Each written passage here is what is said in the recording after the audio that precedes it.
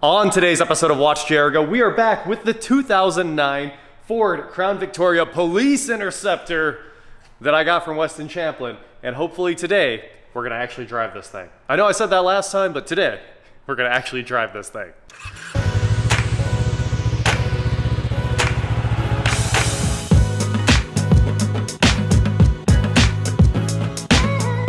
What is going on, guys? I am WatchJRGo, and today, like I said, we are back in the shop with the Crown Vic. And in the last episode, we got everything fixed. We got the fuel pump fixed, we put a new fuel filter in it. Obviously, we cleaned tons and tons of junk fuel out of it. And believe me, I siphoned every bit of fuel out of that tank before we started. And what you were seeing coming out of the fuel line is brand new gas mixed with just the junk that was sitting at the bottom of the tank. So, it will get better. It'll clean up by the time we're done getting just that gas through it right there. And then of course we'll run like BG44K to kind of finish it off and make it perfect again. Some people were like going in the comments saying that I needed to drain the gas, and I don't know what I'm doing, but I clearly drained the gas. I even showed you guys. We siphoned that tank down until there was nothing left at all. So it's dirty. It happens. What do you expect? This thing was probably parked for 10 years. I know that since Westen's had it, he's had it for at least a year parked out in a field. So that's how long the brand new pump was sitting in it that didn't work. So that's where we're at today. We've got the thing working. It starts right up, but the throttle position sensor was trash. So of course we took the entire throttle body off because the screws that held the throttle position sensor on snapped as we were taking it apart. So let's run to O'Reilly's right now, pick up a new throttle position sensor, install all of this, and start it back up, and it should run perfectly. That is the fastest O'Reilly's trip you guys have ever seen me make. I'm here, I'm there. I've got a throttle position sensor. The TH440, that's TPS for I think a whole bunch of these Fords. So we're gonna go get a screw because obviously it's in here somewhere. The screw heads broke off. There was so much Loctite, the screw heads just snapped right off, even with the right Torx drivers. And of course, the threads are full of Loctite, and we got the threads on the throttle body itself cleaned out in the last video. So we got to go get these screws. Hopefully I can find something that's comparable to what came out, and we'll put this thing right back together. And we're back. Like I said, we got the TH440, the Ford throttle position sensor for the old 4.6s right there. We went to Ace Hardware because it was the only place I could find that actually had these screws. They were special order at O'Reilly's, but they're M4 by 0.7. So it's a super tiny little screw, roughly the same size as the ones that came out of the throttle body, same length that is. So today we are ready to install this thing. It's all cleaned up, like you guys saw at the end of the last episode as well. So this should be a fun, simple job. I'll put it on here, which is a lot easier than installing it back in the car because the throttle position sensor faces the firewall and it's a little bit tight. So here's our brand new one. I will say these are expensive. $92. These things also have a little locating tab right there that lines up with that. So basically, just kind of go like this. It should be set at the right angle for the most part. Slide it on, go like so, and it's done. Just put your screws in. Now these aren't the factory screws because they're not Torx, but they are Allen heads and they're the right length, so that should work out just perfectly. I better go grab some Allen wrenches so we can finish putting this together. I'm not gonna Loctite this in because the Loctite is the reason the other bolts snapped off while we tried to remove them. We'll just snug them up and they should be good. I've never had one of these back off before in my life. We honestly rebuilt this entire car, everything we did to it with basically just the Assault toolkit. I did end up bringing over a Milwaukee cordless ratchet to kind of make our lives easier, but I mean, every single tool was right there in that little roll pack. People always ask about it. It is Assault's UTV toolkit for changing belts and working on stuff on the side of the road. But turns out it's pretty good at everything. People have been telling me TPS is a huge problem with these Fords and also the MAFs. So hopefully we don't have a MAF issue. I don't think we're going to. And hopefully the TPS is fixed now. The throttle body is back on, bolted in place. So all we have to do here is snap on our two connectors. Lock them. There's the throttle body motor, so we should be ready to start it up. I hope you guys are as excited as I am. I think this thing should be good to go, pending there still being battery power. I'm a little worried. Please don't be dead. Okay, it's not. Good deal. Here we go. We should probably do a throttle position relearn, but first we'll just try it. Uh-oh, she's upset. All right, start, high idle. The throttle pedal works! That's all it needed was a throttle position sensor.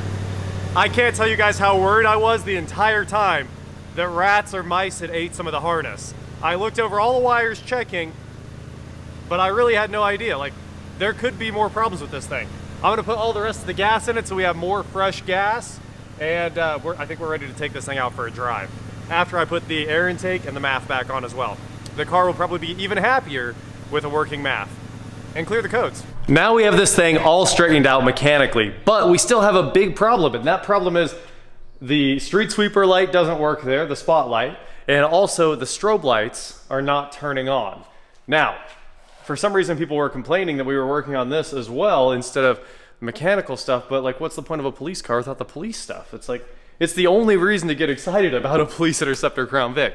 So, what we have here is the ETG 690P from Sound Off Signal. And this thing is super old, and they don't provide wiring diagrams for it without you being a dealer for their portal. But this is the control wiring here, and it's 3 wires, green, blue, yellow, and they're all just butt crimped onto a single yellow. So I'm assuming, since they did that, obviously it can't be data, it won't be serial or anything like that. It must just be apply 12 volts to the yellow wire and the strobe lights turn on. And I know we've got power, we've got ground, all of this stuff works. So we've got 12 volt positive everywhere we need to the strobe controller. Let's figure out what's going on with the yellow wire. And since we're back here, we found police paraphernalia. That's right, that's what we're calling it, police paraphernalia. Oklahoma crime victim rights. This looks like it's pretty old, 2007, there's the date on it. And it tells you what you can do if you're a victim of violent crime. And from Arrowhead Forensics, we've got a swab container for specimens. What do we have here? Rogers County Mobile Take-Back event. That looks to be for illegal substances. So yeah, that's most of the police paraphernalia that's left in this thing. I'm gonna put this split loom back on and go find out where that yellow wire goes. And let's see if we can get these strobes going. I pulled the control unit out because obviously we don't know how to turn on some of the switches on it. This output is the one that was hooked up to the strobes, and for some reason, it's not working. I don't know why that output isn't kicking on. But now, take a look. We got strobe lights. Okay, we had strobe lights until it bumped loose. Okay, it does not come across on camera at all, but there are strobe lights, and they definitely look awesome. There should be a headlight flasher. Is that a strobe control? Headlight flasher. Look at that. So we just need to figure out how to flip the wigwag on. What wires are coming off of that? It looks like orange should turn on wigwag. Okay, I'll go find orange. Well, we found more good stuff under the hood. Here is a Wayland headlight flasher. So that isn't working. I actually powered it up, and you can see it trying to flash the headlights, but nothing's really happening. So unfortunately, we do not have our wigwag there. It's kind of cool little solid state relay module, and it's super small. And of course, I came in here with some solder seal connectors and hooked the siren back up properly. So there's our wire connectors there. A little bit of heat gun action and the siren should be completely ready to go, which means we can put the cover back on the engine bay now and go rock and roll with this thing. I also found out 5 beeps from that Carson SC409 control unit means there's no output voltage detected, and that would be why I can't use the 3-position switch to turn on all the lights and sirens. It's broke. I did run through a quick diag with that Carson control unit, and we do have 12 volt power to everything. So it doesn't really make sense why it doesn't have 12 volt power. It just doesn't. Does this go upside down? Oh, it does. Well, the push fasteners are missing for the cover, but we got the cover back in place. Shut it. Well, it's not going anywhere. It should be good to go. It can't escape, that's for sure.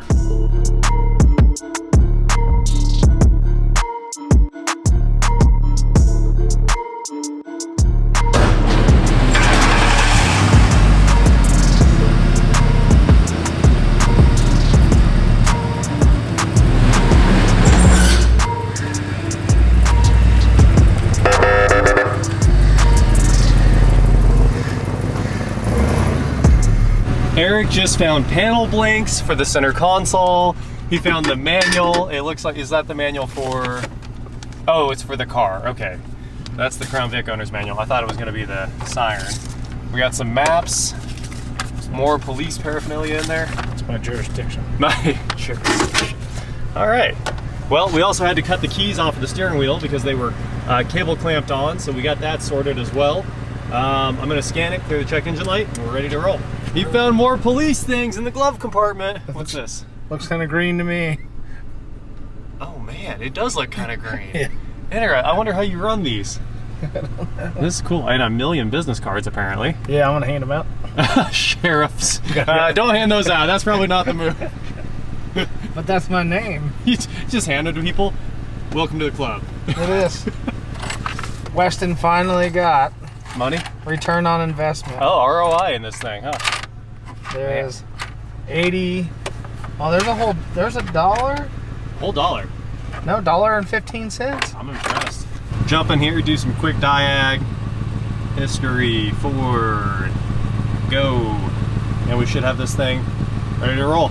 Get out of your car. Take your shirt off. Spin around your head like a helicopter. It's pretty loud, man. Back up. Slowly. Slower. Slower. Stop. We're almost there. It's too bad I don't have an iPhone cable, a mono iPhone cable, so we can hook it up to the radio mode and then just play whatever we wanted through the horn. I know there's a little bit of an exhaust leak down low. You can hear it right down here, but if you're up here, the engine sounds glorious. This thing rocks. All right, let's get it out on the road. And of course, we got the check engine light cleared as well. 176,000 miles, and away we go. Oh, the passenger rear window doesn't work. Unfortunate, but everything else seems like it works really well. And we do have heat, so that's always something there. What? We're not rocking full heat anymore? Already too hot? Does cruise work? I don't think cruise works. It also seems like it pulls a little bit. You don't say. Yeah, yeah, I do say actually. Pretty sure it's got low tire. It's probably hit some curbs at full speed. Oh no, tire pressures are good. I just checked them all, 35 in all of them. It's warmed up, I guess, so. Not fast. Not fast at all. I did back off because I was like, let's be nice to the engine. We're just doing police things. It just doesn't have overdrive. Oops, I overdrifted a hair. I wasn't expecting that. I was like, oh, the tires are just shot. That's what's going on. Those people on the street are like, that cop just did a donut. That cop, he's chasing people down. That's all we can't turn on the siren. We're not going to do that. But air horn, we can air horn all day. All right. This thing's a blast. Well, this thing is a runner on set. The cruise does work. This thing is loaded. Power windows, auto down on the driver's side, power seats. I was kind of surprised. The lights work, one headlight's out. But for the most part, this thing is awesome. Oh yeah, we need to move that blank because we need to put a switch in here so we can turn on the strobe lights. The strobe lights will be cool in parking lots, that is. So, man, this is not a bad car at all. It doesn't even has comma AI, so it can drive down the road by itself if you're not touching. Oh wait, it doesn't work. We had the normal horn working. It quit. You know they slowed down. They probably did. A cop! All right, here.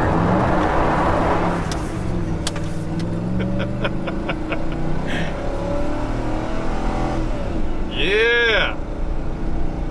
It's strong. This thing is strong. That's 60 mile an hour right there. It's not fast. What's that take? 7-8 seconds, something like that? Yeah. But it is doing 60 at a relatively okay amount of time. It's just the horn. What are you gonna say about the horn? Nothing. Oh, that's awesome. It was a Challenger, so you know, I didn't see his brake lights though. He didn't slam on his brakes. A little bouncy. I don't know if it's the road or if it's the tires flat spotted. It's the tires. It probably is. They're good tires. BF Goodrich Super Sport, something like that. Yeah, they're pretty worn. G-Force Sport, that's what they are. Definitely pretty worn. On set. Oh man, cruise control makes me so happy. Endlessly happy. Everyone we pass, horn. It's not even due for an oil change yet. The O'Reilly sticker says 179,514. We got 3,000 miles to go. It doesn't help that this controller is only a 100-watt amplifier for the siren. Most police cars now have 200-watt sirens with the dual amplifier and then also the subwoofer at this point, so that they can be heard over everyone like just pounding music in their cars. Because for the most part, you won't hear a siren if you have a nice car with the windows up and the music on. So, subwoofer's where it's at now. This thing does not have that. Well, there you have it. The police car is fixed, back on the road, ready to go do some shenanigans. It's actually a lot of fun. Anyway, that is it for today, guys. Thank you so much for watching. Don't forget to head on over to shop.WatchJRGo.com for cool shirts, not like this. And please like, share, subscribe, do whatever you want to do, and I will talk to you next time. Yeah, the whole car sounds better after a few minutes of running. Time for more gas. More fresh gas, and I think it'll have more power. It's not underpowered, but it's just not fast. Yeah, and also, I don't think these were ever fast. No, it feels fine. better than a lot of. Yeah. I've driven a lot of. And they only go. Old Mustangs with their 1,000 spark plugs, and they seem to not run that well. These will only go like 130 mile an hour or something like that too. Like, they're not very fast.